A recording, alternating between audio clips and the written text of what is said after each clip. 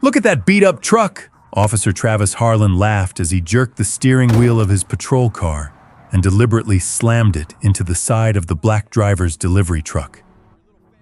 The violent crash sent metal screaming across the asphalt before both vehicles lurched to a stop. Travis climbed out with a smug grin pointed directly at Marcus Reed and shouted so every passing driver could hear. A black driver hauling expensive medical equipment. Nobody's going to believe you own any of it. You're about to learn what happens when you try to blame a cop. Marcus staggered out of the truck, still shaken. You crossed into my... he said quietly. Oh, now you're teaching me traffic law, Travis scoffed. He ripped Marcus's driver's license from his hand, tossed it into the roadway, then slammed him against the dented truck. You people always think a camera or a lawyer will save you. By tonight, you'll be begging for a plea deal. He twisted Marcus's arms behind his back, forced him onto his knees, and snapped the handcuffs shut while dozens of motorists pulled out their phones. Then Travis leaned close enough for only Marcus to hear. After I finish writing my report, you'll just be another angry black driver everyone forgets by next week. His eyes suddenly caught a tiny blue light blinking behind the windshield. The dash cam.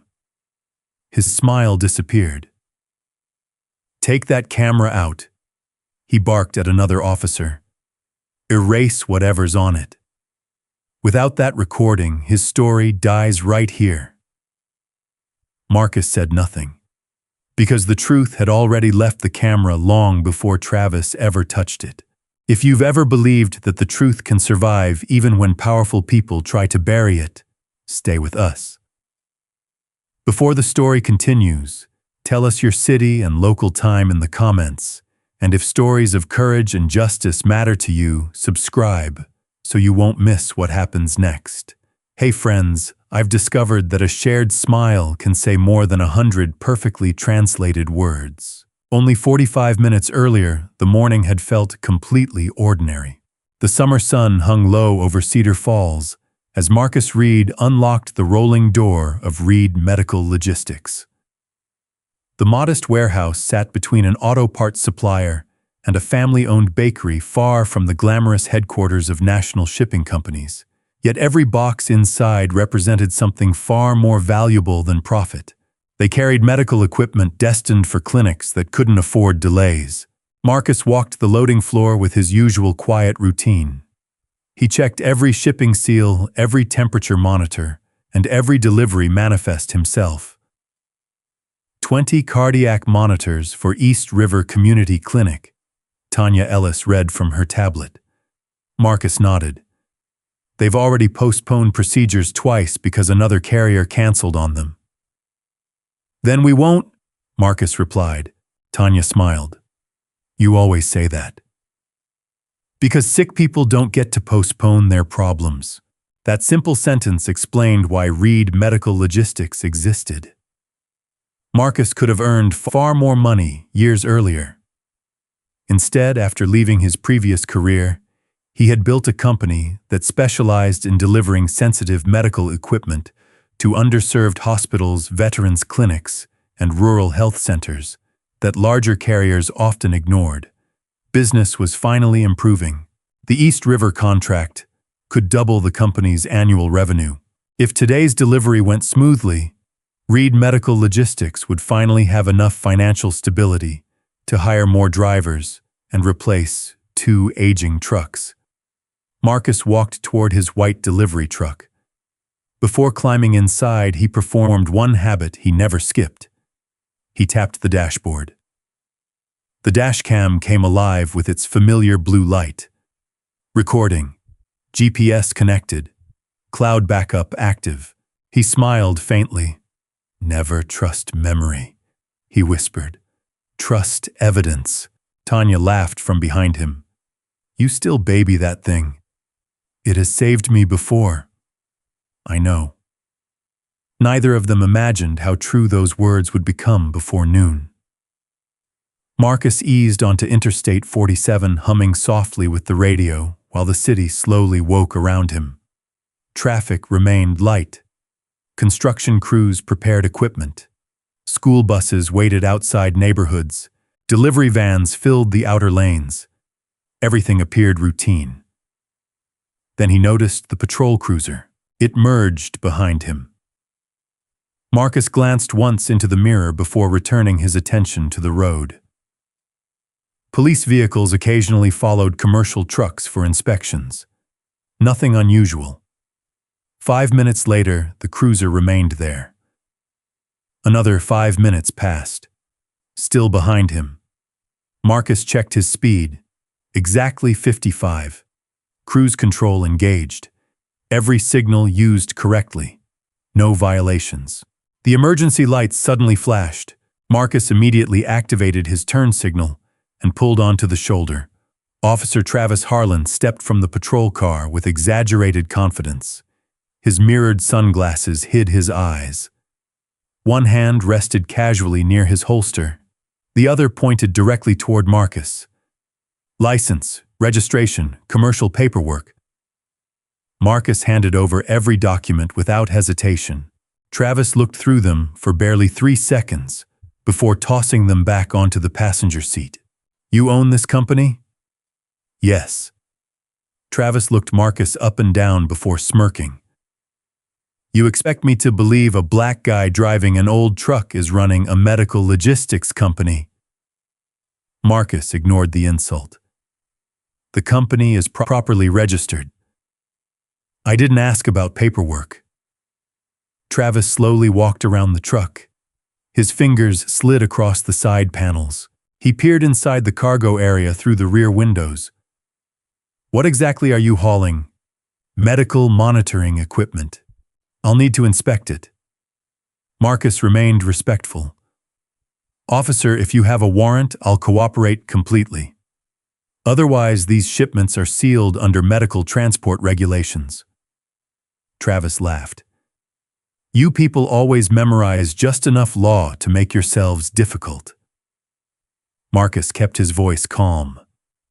I'm simply protecting my customer's property. For several long seconds, neither man spoke.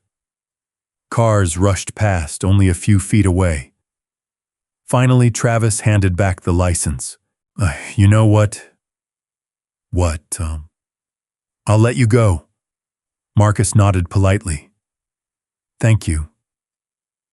He climbed back into the truck. But something about Travis's smile felt wrong. The patrol cruiser waited nearly 30 seconds before pulling back onto the highway. Marcus checked his mirrors. The cruiser settled behind him again. Closer this time. Too close. The distance shrank until Marcus could barely see the front bumper. His instincts whispered that something wasn't right. He reached toward the dashboard and pressed the dashcam's event marker. The system immediately bookmarked the current recording. A small notification appeared. Incident protected. Uploading backup. Marcus barely glanced at it before focusing on traffic again. Ahead, the highway curved gently left around an industrial district. Marcus stayed centered in his lane. Then everything happened at once. The patrol cruiser suddenly accelerated. Instead of passing on the left, it swerved sharply toward Marcus's truck.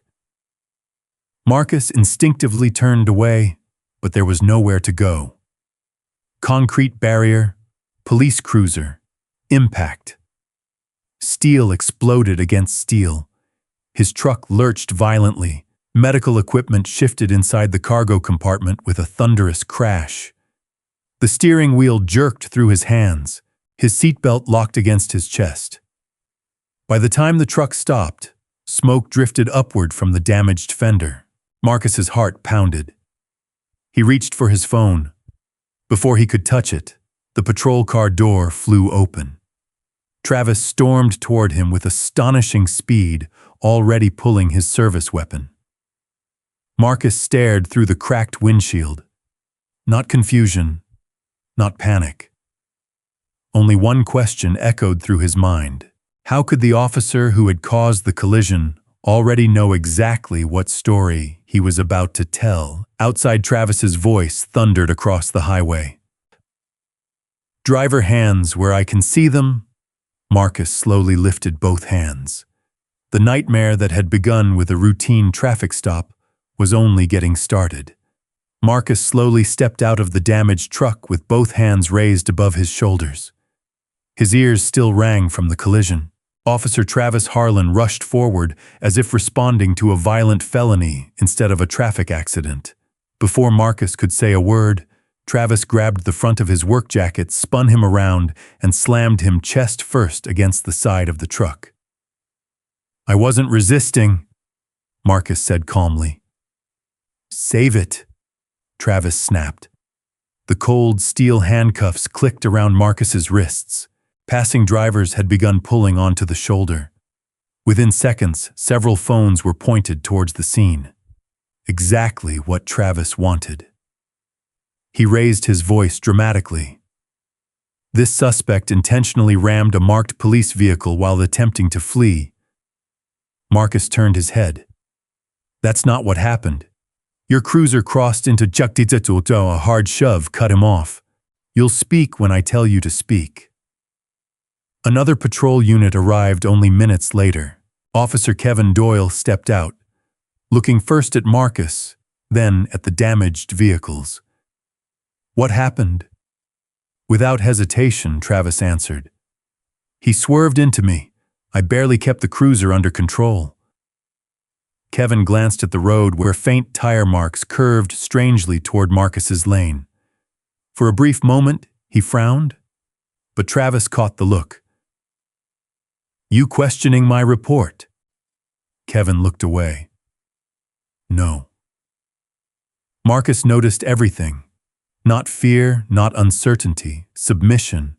Travis bent down, picked Marcus's soaked driver's license off the pavement with 2 fingers, then tossed it into an evidence bag.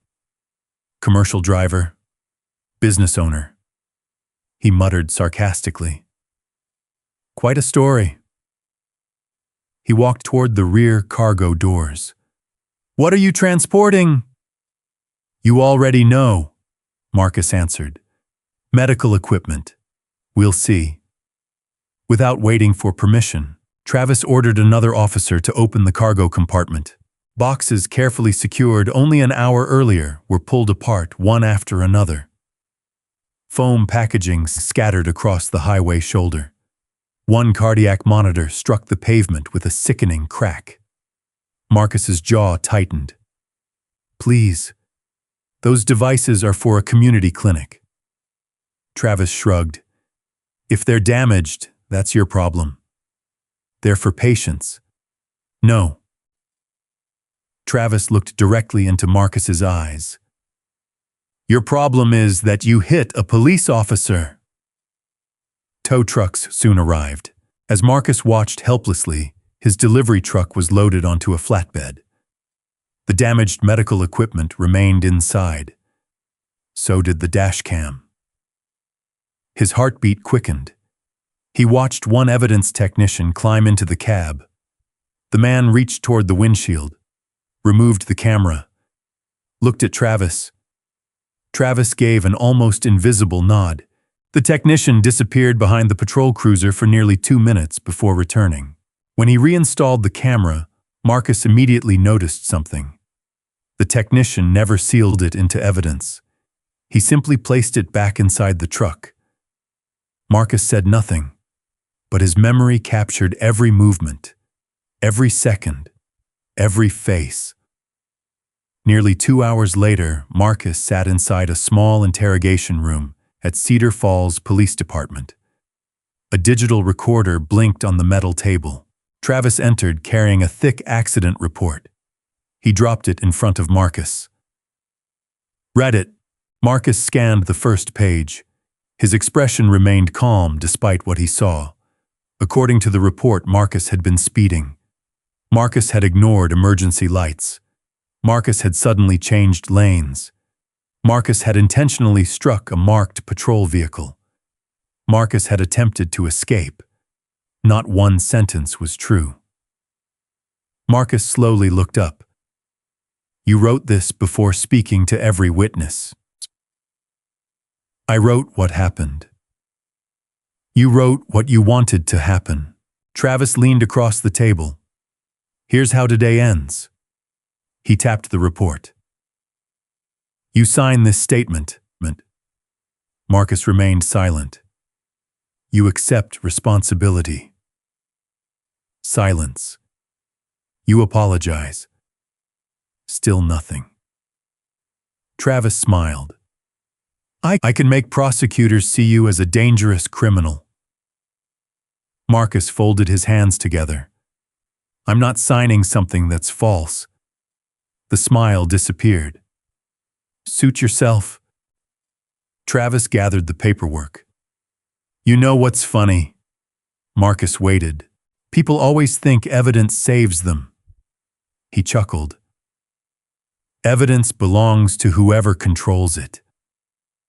The door slammed behind him. Several hours later, Alicia Monroe, a respected civil rights attorney recommended by Tanya Ellis, secured Marcus's release pending further investigation. Outside the station, reporters already waited. Microphones were pushed toward Marcus. Did you intentionally hit the officer? Were you transporting stolen medical equipment? Hatiuanti, why did police describe you as aggressive? Marcus answered only once. The truth doesn't change because someone writes a different report. By evening, local television stations were already broadcasting cell phone footage. The videos began after Marcus had been handcuffed. Viewers saw only a black man kneeling beside a damaged police cruiser while officers surrounded him. The headlines appeared within minutes. Local business owner accused of ramming police vehicle. The damage spread even faster than the news. One hospital canceled its transportation agreement. A medical supplier suspended future shipments. Social media filled with accusations from strangers who had never seen the beginning of the crash. Back at the company warehouse, silence replaced the usual activity. Several employees avoided Marcus's eyes. No one questioned his honesty, but everyone understood what losing the contracts would mean. Late that night, Marcus drove with Tanya to the impound lot after receiving permission to inspect the truck. Most of the cargo remained untouched. The windshield was cracked exactly as he remembered. The dashcam was still mounted behind the mirror. Marcus carefully removed it. His experienced fingers immediately sensed something wrong. He opened the camera compartment. The memory card looked identical. Same manufacturer, same capacity. But Marcus quietly turned it over. His eyes stopped on the tiny serial number etched into the plastic. It wasn't his. Someone had replaced the original card. Tanya looked at him. Can you prove it? Marcus slowly reached into his wallet and unfolded a faded maintenance log. Every electronic device in his fleet had been recorded years earlier, including every dashcam memory card. He compared the numbers once, then again. There was no doubt. The evidence had been tampered with. Marcus closed the camera carefully. For the first time since the crash, a faint smile crossed his face. They think they erased the truth, he said softly. They don't even know where I keep it. The warehouse was unusually quiet the following morning. Normally, forklifts hummed before sunrise. Drivers joked over coffee and delivery schedules filled the whiteboard near the loading dock. Today, every employee seemed distracted by the same question they were afraid to ask. Would Reed Medical Logistics survive this? Marcus walked through the building as if nothing had changed, greeting every employee by name. He refused to let them see the pressure weighing on his shoulders. Tanya caught up with him near the dispatch office. East River officially canceled the contract. Marcus closed his eyes for a brief second. I expected that.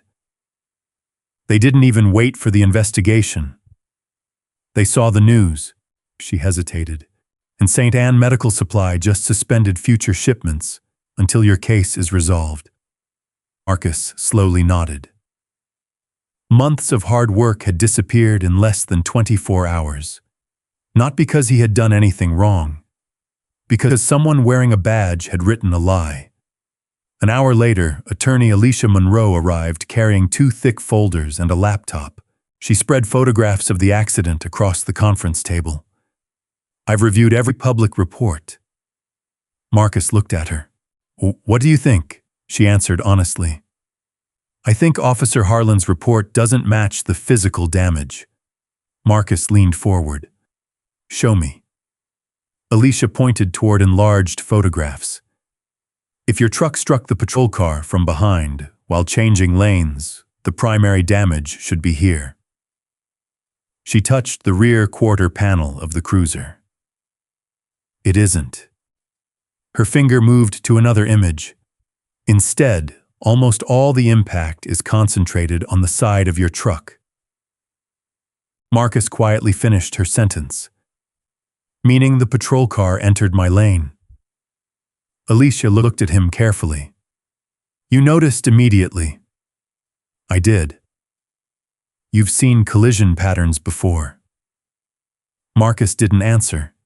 Instead, he slid another photograph toward her. "The scrape marks begin high and travel downward." She frowned. "Exactly." Marcus continued. "That only happens when the striking vehicle is still accelerating." Alicia slowly looked up from the photographs. "You don't talk like a trucking company owner." Marcus simply replied, "I've spent enough years looking at damaged vehicles." It wasn't a lie. It just wasn't the whole truth. Before Alicia could ask another question, Tanya hurried into the office holding her phone. "They're outside." Marcus walked toward the front windows. 3 patrol vehicles rolled into the parking lot. Officer Travis Harlan stepped out first, smiling. Again.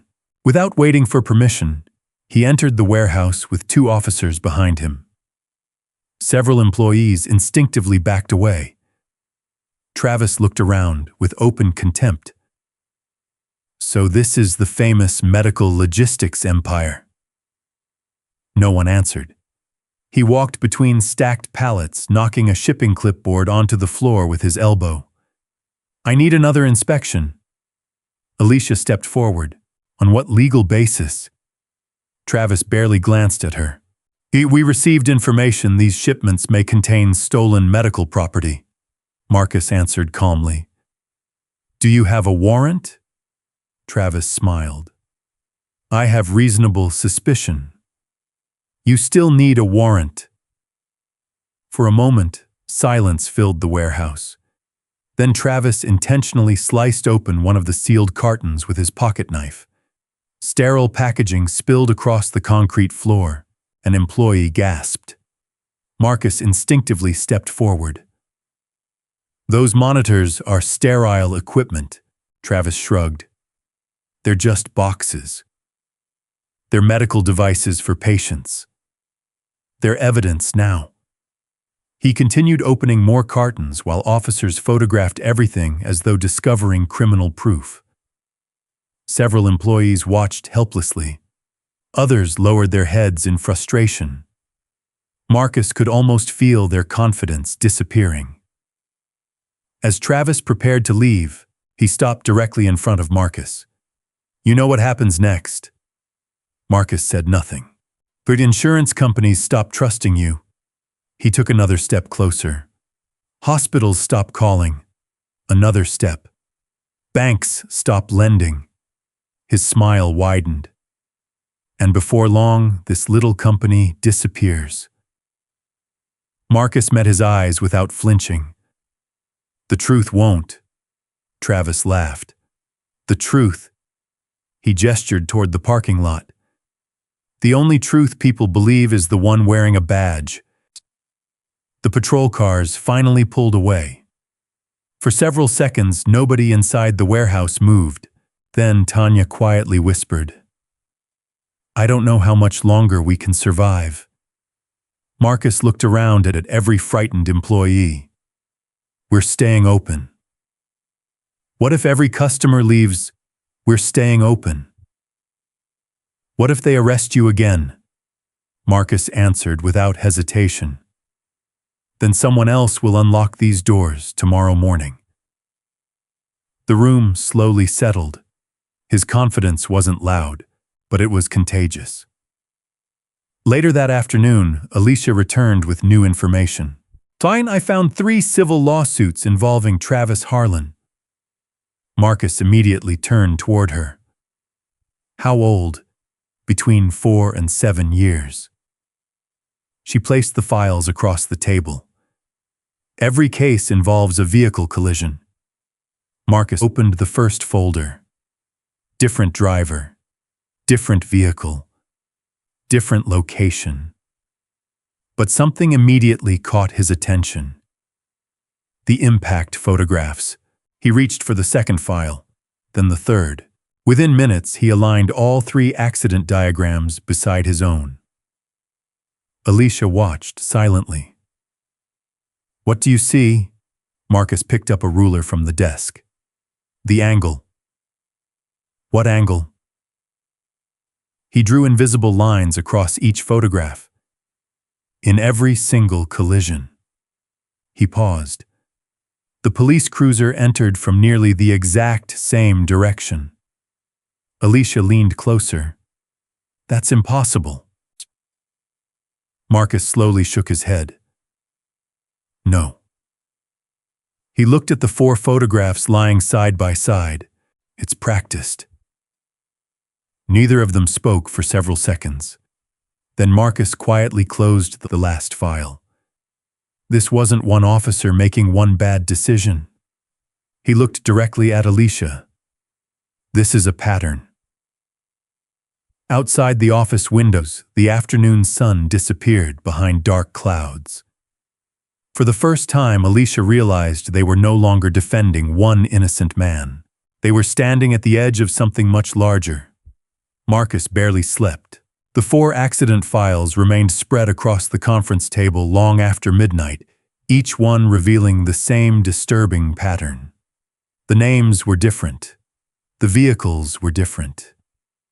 But Officer Travis Harlan always seemed to walk away as the unquestioned victim. By sunrise, Marcus and Alicia Monroe were already driving toward the outskirts of Cedar Falls to meet the first former victim. His name was Darnell Price, a retired school bus driver. When Darnell opened the front door, the hesitation on his face was obvious. "I don't want any trouble," he said, before either of them spoke. Marcus held out one of the accident reports. "You've already had trouble." Darnell stared at Travis's name on the paperwork before quietly inviting them inside. The modest living room was filled with framed photographs of grandchildren and military service certificates. Yet one corner held a stack of unpaid medical bills. Marcus noticed immediately. What happened after your accident?" Darnell let out a long breath. "Harlan said I crossed into his cruiser." "Did you?" "No." "Then why did you plead guilty?" The older man looked down at his trembling hands. "Because he told me if I fought him, he'd charge me with assaulting an officer." Silence filled the room. "He said the judge would believe a decorated police officer before believing an old black man driving an outdated pickup." Marcus's jaw tightened. "Well, what happened after that?" "I lost my commercial license." Darnell swallowed hard. "My insurance canceled me. My wife spent her last year driving me to dialysis because I couldn't afford another vehicle." Marcus looked toward the faded photograph of Darnell's wife. "When did she pass away?" 8 months later." No one spoke. Alicia quietly wrote every word into her notebook. Before leaving, Marcus asked one final question. "Did Officer Harlan ever recommend where your truck should be repaired?" Darnell looked surprised. "Yeah." He frowned as he remembered. "He kept insisting I use Harlan Auto Recovery." Marcus and Alicia exchanged a glance. Neither needed to say anything. The name matched the paperwork they had reviewed. Their next stop was the home of Susan Bell. Unlike Darnell, Susan answered the door with visible anger. "I already told investigators everything years ago." "Yeah, we're not investigators," Alicia replied. "We're trying to prove Officer Harlan caused these crashes." Susan froze. Then she slowly stepped aside. "I've waited 6 years for someone to say those words." She led them into her garage. A dusty sedan sat beneath a protective cover. "I never sold it." Marcus carefully examined the damaged driver's side. The repair had been completed, but faint weld marks remained. He knelt beside the rocker panel. "The impact started here." Susan looked surprised. "How do you know?" Marcus ran his fingertips across the metal. "Because the striking vehicle came from behind at an angle." Alicia noticed Susan staring at Marcus. "You've done this before, haven't you?" Marcus smiled faintly. "I know damaged vehicles." Susan disappeared into a storage cabinet and returned with an old insurance folder. "I kept everything." Inside was an estimate from Harlan Auto Recovery. The charges were extraordinary: replacement parts that had never been installed, labor hours that exceeded industry standards, storage fees lasting weeks longer than the vehicle had actually remained there. Marcus slowly flipped through every page. They billed the insurance company for repairs that never happened. Susan nodded. My adjuster questioned it. "What happened?" "The police report said I caused the crash." She laughed bitterly. Nobody questioned anything after that. Outside, Marcus stood quietly beside Alicia. "It isn't just about fabricated accidents." She nodded. "It's an insurance fraud operation. And every false police report guarantees another payout." Back at the office, Tanya had more bad news waiting. "Our commercial insurer just raised our premiums." "How much?" "Almost triple." Marcus closed his eyes. "And First Community Bank froze our credit line." Without access to financing, payroll would become impossible within weeks. As the employees quietly returned to work, Marcus gathered everyone together. "I won't lie to you." Every face turned toward him. "We're in trouble." No one interrupted. But this company wasn't built on easy days. He looked around the warehouse. It was built on trust. One younger driver raised his hand. "Are we shutting down?" Marcus answered immediately. "No." "What if more customers leave? Then we'll earn them back." His confidence steadied the room. For the first time all day, a few employees smiled. Late that afternoon, Alicia received another phone call. She stepped outside before answering. When she returned, her expression had changed. "What is it?" Marcus asked. "I found someone." "Who?" "A highway maintenance worker." Marcus looked up. "He was repairing a guardrail the morning of your crash." "Did he see it?" "He says he saw the patrol car accelerate." Marcus stood. "Does he still remember?" "He remembers everything." His name was Leo Grant. They arranged to meet the following morning at a small diner just outside the city. For the first time since the collision, genuine hope returned. If Leo confirmed what he had witnessed, Travis's entire report could begin to collapse. Marcus drove home that evening feeling cautiously optimistic. At exactly 8:17 p.m., his phone rang. Unknown number. He answered. "Marcus Reed." A nervous voice whispered through the speaker. "This is Leo." Marcus immediately recognized the name. "I'll be there tomorrow." Leo hesitated. "Listen carefully." Marcus stopped walking. "I saw the police car move into your lane." His heartbeat quickened. but somebody followed me home today. What? They told me to forget what I saw. Marcus's face hardened. Who? I don't know. A loud crash suddenly echoed through the phone. Glass shattered. Leo gasped. Then the line went dead. Marcus called back immediately. No answer. Again, straight to voicemail. He looked toward Alicia, who had heard only part of the conversation. Without saying a word, both of them understood. Someone else now knew the truth was getting dangerously close. Marcus barely slept after Leo Grant's desperate phone call. The sound of breaking glass kept replaying in his mind. At dawn, he and Alicia Monroe drove straight to Leo's small house on the edge of Cedar Falls. 2 patrol cars were already parked outside. Yellow crime scene tape fluttered in the morning breeze. Marcus's stomach tightened. A uniformed officer blocked the driveway. Sorry, active investigation. What happened? Alicia asked. The officer glanced at his clipboard. Possible burglary.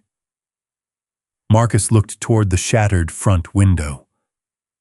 Was anyone hurt? We're not releasing information. Just then, an ambulance slowly pulled away. Marcus caught a glimpse of Leo sitting inside with a bandage wrapped around his forehead. Their eyes met for only a second before the ambulance disappeared around the corner. He saw us, Marcus whispered. And somebody wanted to make sure he stayed quiet, Alicia replied. Neither of them noticed Officer Travis Harlan standing across the street beside his patrol car. He smiled before climbing inside and driving away. Back at Reed Medical Logistics, another unpleasant surprise was waiting. The front office door stood slightly open. Marcus immediately stopped. I locked it. They stepped inside carefully. Nothing appeared stolen. Computers remained on the desks. Cash was untouched. Office furniture sat exactly where it belonged. Only one room looked different. Marcus's private office. Every cabinet drawer had been pulled open. Folders covered the floor. His desktop computer had been smashed with enough force to crack the monitor in half. Tanya arrived moments later. Oh my God! Marcus slowly surveyed the damage. They weren't looking for money. Alicia nodded. They wanted something specific. Marcus walked directly to the empty space where his workstation had been. The hard drive housing had been ripped apart. The backup server beside the desk had also been opened. Whoever broke in understood exactly where digital evidence would be stored.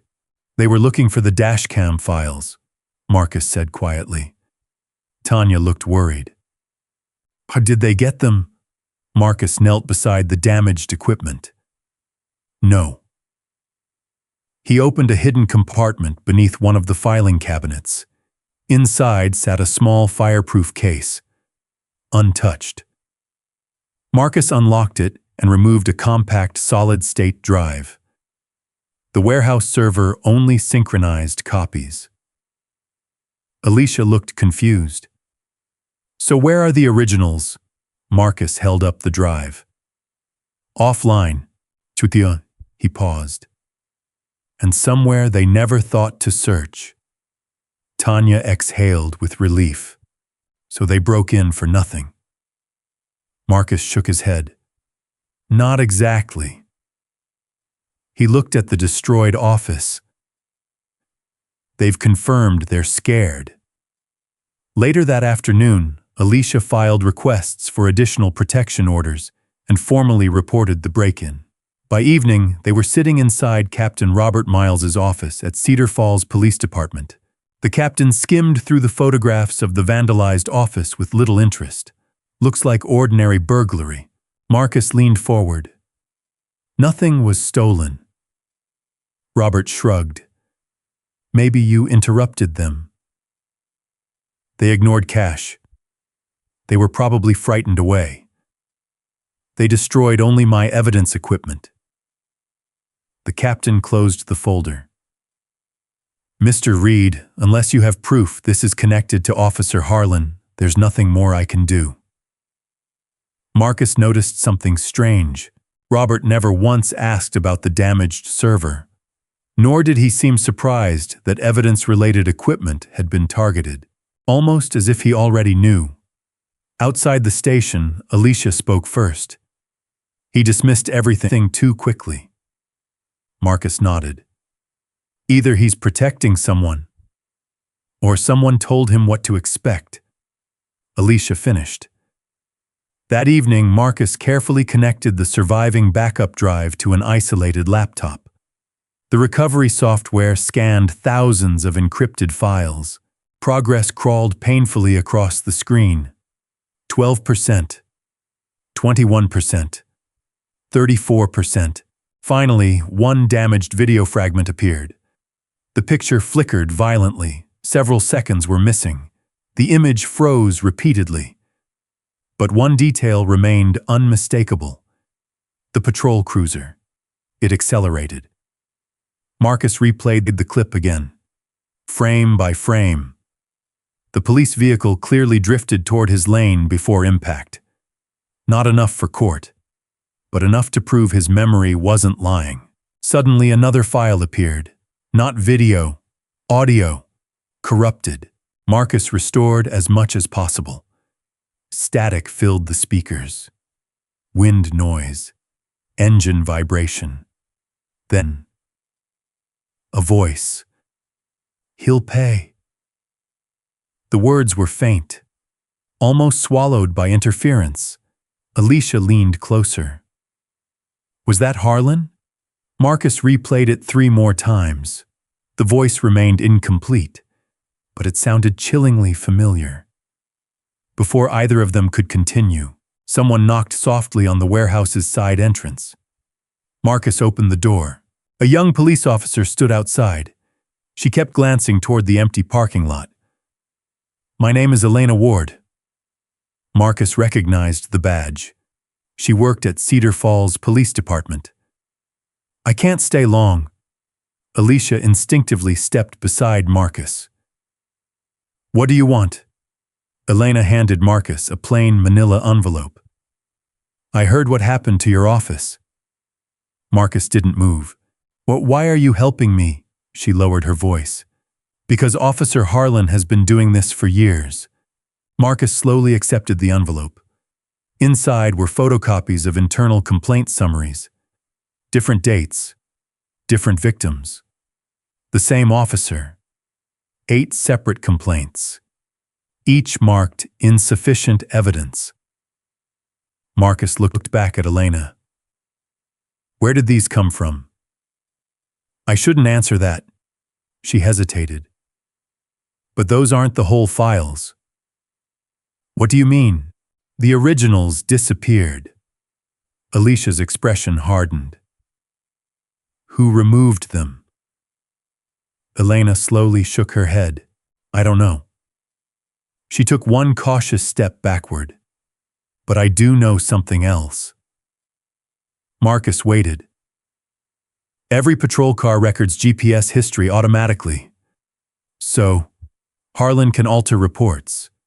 She swallowed. "He can replace memory cards." Another glance toward the street. "But he can't erase the central GPS archive without authorization." Marcus immediately understood. "If we get that data, you'll know exactly where his cruiser was before the crash." Elena finished. Hope returned for the first time in days. Alicia smiled faintly. "We'll subpoena it." Elena's face suddenly lost color. A black SUV rolled slowly past the warehouse. She lowered her head. "I have to go." She hurried toward her car without another word. Marcus watched until she disappeared. Only then did he look back at the envelope. 8 victims, 8 buried complaints. 1 officer. This was no longer about proving one crash. It was about exposing an entire system that had allowed the same lie to destroy lives over and over again. Marcus carefully locked the manila envelope inside the same fireproof case before looking at Alicia. If Harlan finds out Elena helped us, she'll become his next target. Alicia nodded. Then we move before he does. The very next morning, she filed emergency motions requesting the preservation of the patrol vehicle's GPS records, radio transmissions, and maintenance logs. By noon, the response arrived. Denied. Marcus stared at the letter. They didn't even schedule a hearing. Alicia frowned. They're moving unusually fast. Too fast. She folded the document. Someone inside doesn't want those records touched. Marcus wasn't surprised anymore. The resistance had become predictable. What worried him was how organized it seemed. Just after lunch, his phone rang. It was Tanya. "Marcus, you need to come back." "I'm on my way." When he arrived at the warehouse, 3 marked police cruisers blocked the entrance. Officer Travis Harlan stood beside the loading dock with a smug expression. "Perfect timing," Travis said. Marcus walked toward him. "What's this about?" "We received another anonymous tip." "About what?" "Possible illegal transportation of controlled substances." Several employees looked on helplessly as officers searched every truck in the yard. One driver whispered to Tanya, "This is the 3rd inspection in 2 weeks." Customers waiting to pick up equipment slowly turned around and left. Exactly as Travis intended. Marcus watched silently while officers opened sealed cargo, photographed paperwork, and delayed scheduled deliveries. Nearly an hour later, Travis approached carrying a small, transparent evidence bag. Inside sat a plastic packet filled with white tablets. "I found this hidden behind the driver's seat." Marcus's eyes narrowed. "No, you didn't." Travis smiled. "So you're saying I planted evidence?" "I'm saying that packet has never been inside my truck." Several officers exchanged uncomfortable glances. Alicia immediately stepped forward. "Don't touch it." Travis raised an eyebrow. "Excuse me." She pointed toward the bag. "You supposedly discovered narcotics, yet you're holding the evidence without fresh gloves." His smile faded slightly. "And you picked it up before photographing its original location." One officer quietly lowered his camera. Alicia continued, "If this goes to court, I'll request fingerprint analysis."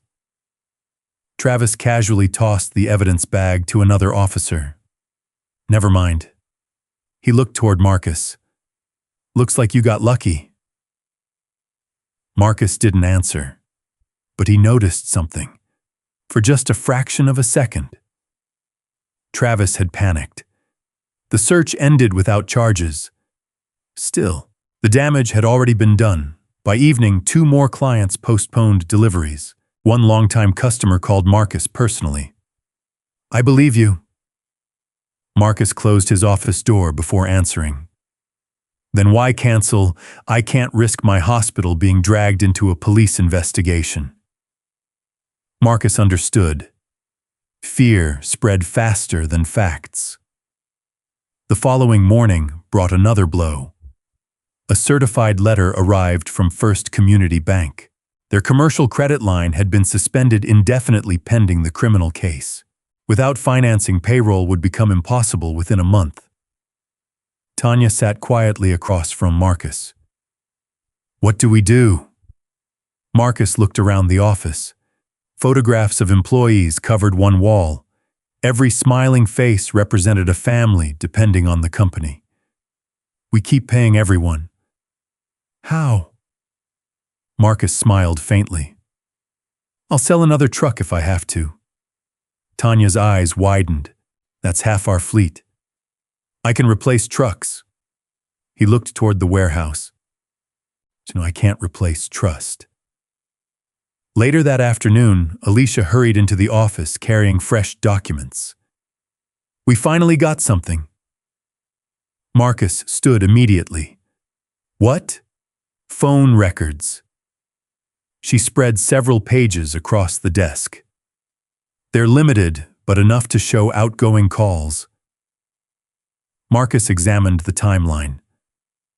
One number appeared only 3 minutes after the collision, another 7 minutes later. Both belonged to the same business, Harlan Auto Recovery. Marcus slowly looked up. He called the garage before the accident report was even finished, and before your truck was officially ordered to impound. Neither of them spoke. The implication was obvious. The tow destination had already been arranged, almost as if the collision itself had been expected. That evening, Marcus drove alone toward the city impound facility. He parked several hundred yards away after noticing unusual activity. Lights glowed inside the evidence garage long after closing time. A black pickup rolled quietly through the security gate. Marcus lifted a pair of binoculars from his passenger seat. The driver stepped out. Officer Travis Harlan. "What are you doing here?" Marcus whispered.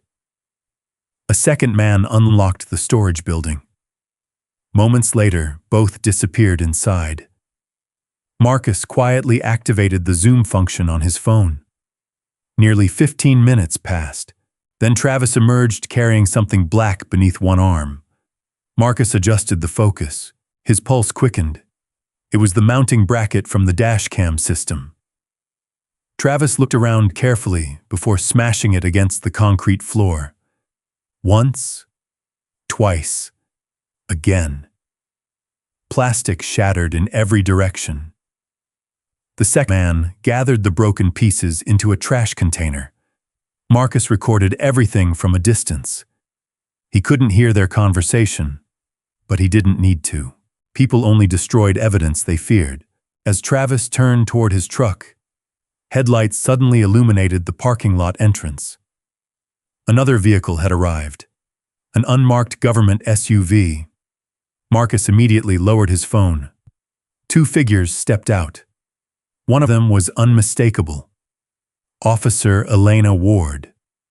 She wasn't alone. Beside her walked a middle-aged man wearing a dark suit and carrying an official investigation case. Neither wore a Cedar Falls police uniform. Marcus watched as Elena pointed directly toward the evidence garage. Travis froze. For the first time since this nightmare began, Marcus saw genuine fear on the corrupt officer's face. For the first time since this nightmare began, Marcus saw genuine fear in Officer Travis Harlan's eyes. The confident smile that had followed him through every interrogation, every false report, and every public humiliation disappeared the moment he recognized Elena Ward. She wasn't wearing her patrol uniform. Beside her stood a gray-haired man in a navy suit, carrying a leather case embossed with a federal seal. Travis quickly recovered. "What are you doing here?" he demanded. The man calmly produced identification. Special Investigator Daniel Foster. He didn't raise his voice. "We're conducting an evidence preservation inquiry." Travis folded his arms. "You need authorization." Daniel handed him a document. "We already have it." For several long seconds, Travis stared at the order. Marcus remained hidden behind a row of parked maintenance trucks, recording everything from a distance. He noticed something else. Captain Robert Miles's patrol SUV suddenly entered the impound lot. Robert stepped out looking unusually tense. "What is all this?" he asked. Daniel turned toward him. "Captain Miles, we're requesting immediate access to every evidence log connected to Mr. Marcus Reed's collision." Robert forced a smile. "It's after hours. So is destroying evidence." Silence. No one moved. Finally, Daniel nodded toward Elena. "Open the garage." The storage building echoed as the heavy steel door rolled upward. Rows of damaged vehicles sat beneath fluorescent lights. Marcus's delivery truck stood near the back, exactly where it had been left after the collision. Daniel walked directly toward it. "So this is the vehicle?" Elena nodded. "Yes." Travis suddenly stepped forward. The dashcam is already damaged." Daniel looked at him. "Really? You won't get anything useful from it." Marcus noticed Travis clenching his fists too tightly. Daniel carefully examined the shattered mounting bracket lying inside an evidence container. He looked at Elena. "When was this removed?" She checked the log. "There isn't an entry." Daniel slowly turned toward Captain Miles. "No documentation." Robert cleared his throat. "It may have been overlooked." Daniel wrote something inside his notebook. "I don't overlook missing evidence." Marcus could almost feel the pressure building across the parking lot. Every sentence Daniel spoke chipped away at the confidence Travis had built for years. Then came the question no one expected. "Mr. Harlan." Travis looked up. "Who authorized you to enter this facility tonight?" "I came to verify evidence security." Daniel extended his hand. "Show me the authorization." Travis hesitated. "I don't have it with me." "Because there isn't one." Another long silence followed. Daniel motioned toward the broken mounting bracket. Interesting timing. Marcus realized the investigator already suspected exactly why Travis had come. Before anyone could continue, Alicia's SUV rolled into the impound lot. She hurried toward Marcus. "I got your message." Marcus handed her his phone. I recorded him destroying the mount." She watched several seconds of footage. "This won't prove what was on the camera." "No." Marcus smiled. "But it'll prove he believed there was something worth destroying." Alicia's eyes lit up. "Intent." "Exactly." Meanwhile, inside the garage, Daniel completed a preliminary inspection. Then he surprised everyone. "I'd like to see the original recording." Travis almost laughed. "There isn't one." Daniel looked toward Marcus, who had finally stepped forward from the shadows. "Mr. Reed." Marcus calmly approached. "Can you produce the recording?" Every pair of eyes turned toward him. Captain Miles looked almost amused. Travis smirked again. "I told you." He gestured toward the damaged camera. The memory card was corrupted. Marcus looked directly at him. "You spent a lot of effort making sure people believed that." Travis folded his arms. "Because it's true." Marcus slowly removed a small metal key from his pocket. Without saying another word, he walked to his truck. Hidden beneath the driver's seat was a secondary diagnostic compartment that no one had searched. He unlocked it, reached inside, and removed a compact encrypted solid-state drive. Travis's face drained of color. "That's impossible." Marcus held the drive in his hand. "No." He looked calmly at Travis. "You only found the recording device." He paused. "You never found where it was sending the recordings." Alicia smiled. "The dashcam uploaded encrypted copies every few seconds." Daniel accepted the drive carefully. "Can you verify that?" Marcus nodded. "The system automatically synchronized every protected event to an offline archive owned by my company." Travis took one involuntary step backward. Captain Miles stared at the drive as though it were explosive. Daniel immediately called a forensic technician from the SUV. Within minutes, a portable forensic workstation had been assembled on the hood of an unmarked vehicle. The encrypted files began loading. Progress appeared painfully slow. 5%, 14%, 28%. No one spoke. Only the quiet hum of the computer broke the silence. Finally, the first recovered video appeared. The screen flickered. The image shook violently from the collision, then stabilized. Marcus's truck remained perfectly centered in its lane. Several seconds later, Officer Travis Harlan's patrol cruiser accelerated into view from behind. No one breathed. The cruiser moved left as if preparing to pass. Instead, it suddenly cut sharply right, directly toward Marcus's truck. Metal exploded across the screen. The impact everyone had argued about for days now unfolded exactly as it had happened. Not according to Travis's report. According to the truth. Daniel immediately paused the video. He slowly turned toward Travis.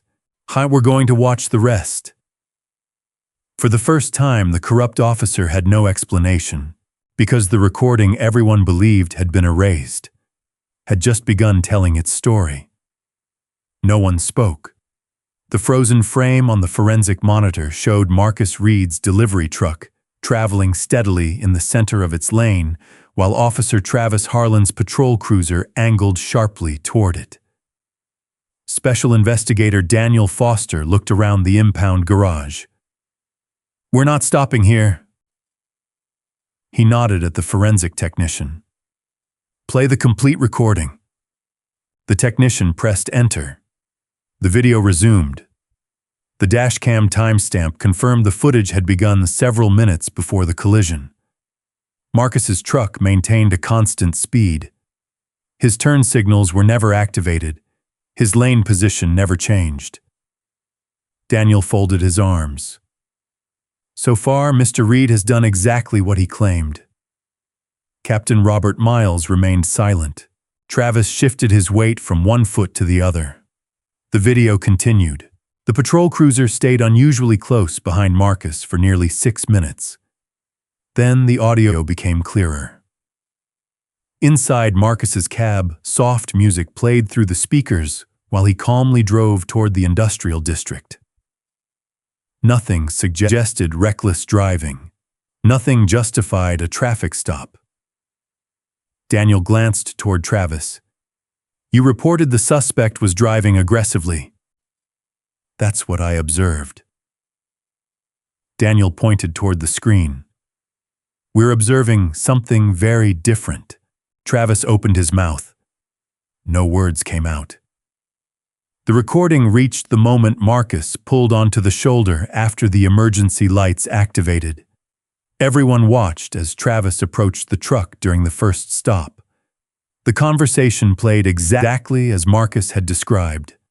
License, registration, inspection request.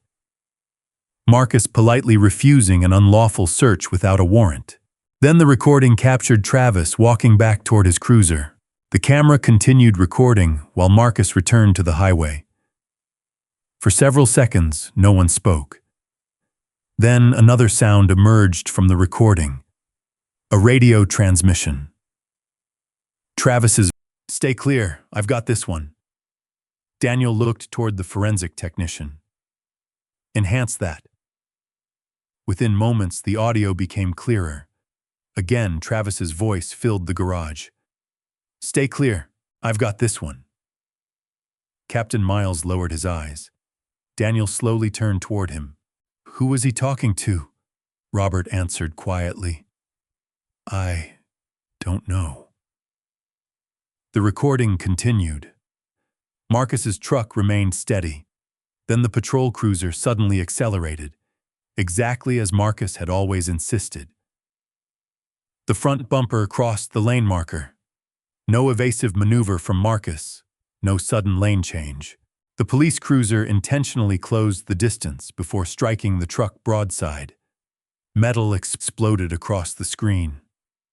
Gasps echoed through the garage. Even officers who had accompanied Travis stared in disbelief. But the most devastating evidence came next. The recording did not stop after the collision. Marcus climbed from the truck with his hands raised. Before he spoke a single word, Travis shouted loudly enough for nearby drivers to hear. "He tried to kill a police officer!" Daniel immediately paused the recording. He hadn't even questioned Mr. Reed. No one answered. The investigator allowed the footage to continue. Marcus calmly said, "You crossed into my lane." Travis ignored him. Instead, he forced Marcus against the truck and handcuffed him. Then came the moment that changed everything. Travis looked toward the windshield. His expression shifted. He pointed directly at the dashcam. "Get that camera." An evidence technician climbed into the truck. The recording captured him unplugging the device. Although the camera's primary view disappeared for a few seconds, the synchronized audio archive continued running. Every voice remained perfectly clear. The garage fell silent. The evidence technician asked quietly, "What if it already recorded everything?" Travis answered without hesitation, "Swap the card." The technician hesitated. "That's evidence." Travis's voice turned cold. "It's evidence that disappears." No one moved. Captain Miles slowly removed his glasses. His hands trembled. The recording continued. Another officer asked, "What if someone asks about chain of custody?" Travis laughed. "Nobody checks memory cards." Marcus closed his eyes briefly. He had heard those words only once before through damaged audio. Now every syllable echoed through the garage with perfect clarity. Daniel stopped the recording again. His face remained expressionless, but everyone could see his anger. He looked directly at Travis. "Do you deny that's your voice?" Travis swallowed. That recording could have been altered." Marcus finally spoke. "No." Every eye turned toward him. "The files are digitally signed the moment they're uploaded." He looked toward the forensic technician. "Ask him." The technician quickly reviewed the metadata. Timestamp verified. Another few seconds passed. Encryption intact. He opened another report. No edits. He looked directly at Daniel. "The recording is authentic." Travis's confidence collapsed. He looked desperately toward Captain Miles. Robert couldn't meet his eyes. Instead, he stared at the concrete floor. Daniel nodded to Elena Ward. "Bring in the GPS records." Elena placed another folder on the hood of the SUV. Satellite tracking matched the dashcam perfectly. The patrol cruiser had accelerated from 53 miles per hour to 68 only seconds before impact. It had crossed the lane marker by nearly 4 feet. Marcus's truck had never left its lane. Daniel quietly compared both reports. Independent systems. He looked at everyone gathered. Same conclusion. Then Alicia stepped forward carrying another document. "I have something else." She handed Daniel the outgoing phone records. 3 minutes after the crash. Before the accident report. Before the tow authorization. Before Marcus was even transported. Travis had already called Harlan Auto Recovery. Daniel raised an eyebrow, so the repair shop knew before dispatch did. Alicia nodded. The tow destination had already been arranged. Elena opened the final folder. 8 previous complaints. Each report showed nearly identical collision angles, nearly identical accusations, nearly identical outcomes. Daniel slowly closed the folders. This wasn't an isolated incident. He looked directly at Travis. It was a business model. For several seconds, the only sound inside the garage came from the humming forensic computer. Finally, Daniel stepped forward. "Officer Travis Harlan." He removed a pair of handcuffs from his belt. "You are under arrest for obstruction of justice, evidence tampering, official misconduct, filing false reports, witness intimidation, and intentionally causing a vehicle collision." Two federal agents stepped beside Travis. For the first time in years, no badge protected him. As the handcuffs closed around his wrists, Travis looked at Marcus with disbelief. "You think this ends here?" Marcus calmly met his eyes. "No." He shook his head slowly. "This is where the truth finally begins." Behind them, Captain Robert Miles remained frozen. Daniel turned toward him. "Captain," Robert looked up. "Don't leave." The investigation had just become much bigger than one corrupt officer. 3 months later, Courtroom 4B of the Cedar Falls Federal Courthouse was filled long before the hearing began. Reporters lined the back wall. Former victims occupied nearly every public seat. Several officers from neighboring departments quietly watched from the gallery, waiting to learn how deeply the corruption had spread. Marcus Reed entered without cameras following him. He wore the same dark blue suit he had worn to his wife's funeral years earlier. Not because he wanted sympathy, because he had promised himself he would only wear it again on a day when truth finally defeated injustice. Officer Travis Harlan entered through another door. Gone was the polished confidence that had once silenced witnesses. Gone was the arrogant smile that had followed every false report. His wrists remained free inside the courtroom, but the badge that had once hung proudly from his uniform was gone forever. Judge Eleanor Whitmore looked across the courtroom. "We are here to conclude the criminal proceedings against former Officer Travis Harlan." The prosecution no longer depended on witness memories. It depended on evidence. One by one, every piece was presented.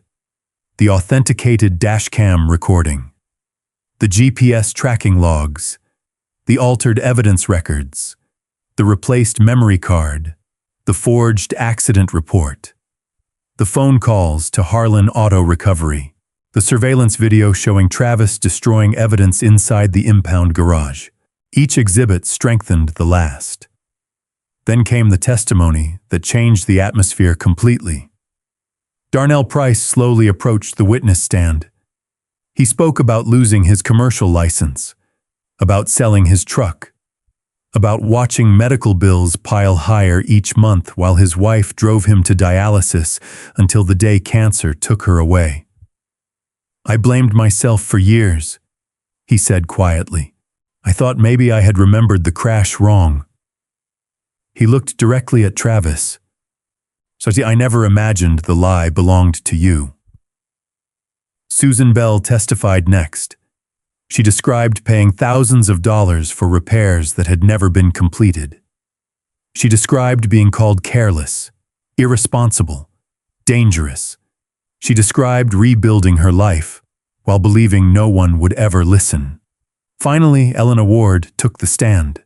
She explained how complaint after complaint disappeared from internal records, how supervisors discouraged questions, how younger officers learned to stay silent if they wanted to keep their careers. "I became a police officer," Elena said firmly, "to protect people from abuse of power, not to protect abuse itself." The courtroom remained silent. Captain Robert Miles entered moments later under subpoena. Unlike Travis, he didn't fight the questions. He admitted receiving multiple complaints. He admitted delaying investigations. He admitted choosing the department's reputation over the truth. "I convinced myself I was protecting public confidence." His voice broke. "But every complaint I buried created another victim." The courtroom grew even quieter. When Marcus finally took the witness stand, he spoke without anger. I don't hate policing." He paused. "I hate what happens when honest officers are forced to work beside dishonest ones." He looked toward Elena. People like Officer Ward remind us why communities still believe in the badge. Then he looked toward the jury. I never wanted revenge. He smiled gently. I wanted the facts to be treated with the same respect as the uniform. The prosecution rested. The defense attempted to argue that the collision had been an accident and that stress had influenced Travis's decisions afterward. But the evidence had become overwhelming. The jury deliberated for less than 4 hours. When they returned, every person in the courtroom stood. On count 1, the clerk looked toward Travis. Guilty. Count 2, guilty. Count 3, guilty. The word echoed again, and again, and again. Every major charge ended the same way. Judge Whitmore removed her glasses before speaking.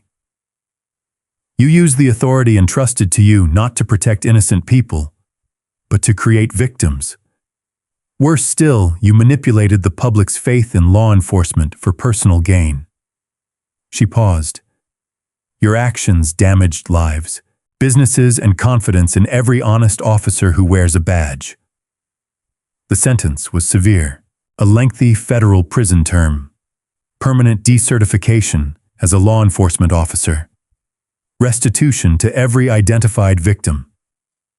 As federal marshals placed Travis in handcuffs, he glanced toward Marcus one final time. Marcus didn't celebrate. He simply nodded. Justice had spoken loudly enough. The investigation continued for months afterward. Captain Robert Miles resigned before later pleading guilty to official misconduct and obstruction. Harlan Auto Recovery permanently closed after investigators uncovered years of fraudulent insurance claims. Several insurance companies reopened dozens of suspicious collision files.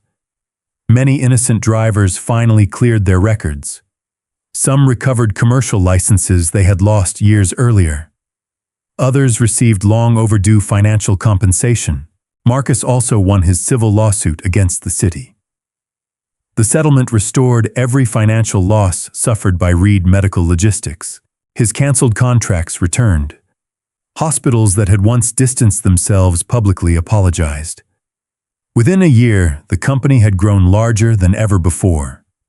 But Marcus chose not to spend the settlement expanding his personal wealth. Instead, he launched a nonprofit initiative called Truth on the Road. The organization donated high-quality dashcams, encrypted cloud storage, and legal guidance to independent truck drivers and small business owners who couldn't afford them. Its motto appeared beneath every logo: "Evidence protects the innocent." One crisp autumn afternoon, Marcus personally installed a dashcam inside an aging pickup owned by a retired veteran. The older man smiled. "Do you really think this little camera can change someone's life?" Marcus secured the final cable beneath the dashboard before answering. "The camera doesn't create the truth." He switched it on. The familiar blue light began blinking. It simply makes it much harder for someone to bury it. The veteran looked at the tiny light for a long moment before extending his hand. Marcus shook it with a quiet smile. As he drove away, another delivery truck from Reed Medical Logistics passed him on the highway. Its dashboard carried the same blinking blue light. Not because Marcus expected trouble, because he believed every honest journey deserved an honest witness. Power can delay justice, but it cannot erase the truth forever. Integrity often stands alone before it is finally believed. If this story reminded you that courage and evidence can change lives, share your thoughts in the comments, tell us where you're watching from, and subscribe for more stories that celebrate dignity, perseverance, and the triumph of justice.